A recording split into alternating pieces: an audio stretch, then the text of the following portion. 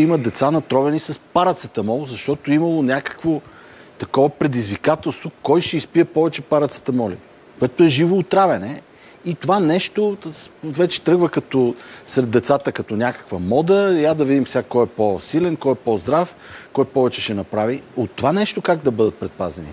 Един от проблемите, които бяха установени от моя страна, от стотиците обучения, е, че децата вече започват да реагират и да правят осъзнати рискове. Осъзнати рискове, които могат да доведат до невероятни реакции и необратими процеси.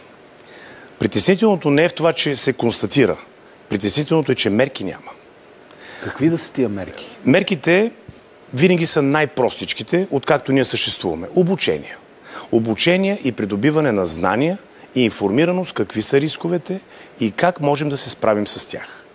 Това се прави във водещи държави, дигитализирани до крайна степен, като Естония, Финландия, Швеция, Дания.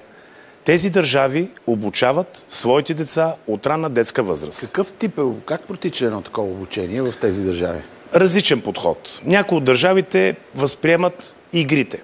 Други държави възприемат обученията от експерти с доказан профил по линия на киберсреда, киберустойчивост, киберзащита и, разбира се, превентивни мерки, предложения за тяхната защита и съответно превенция. Трети държави го правят под формата на състезания.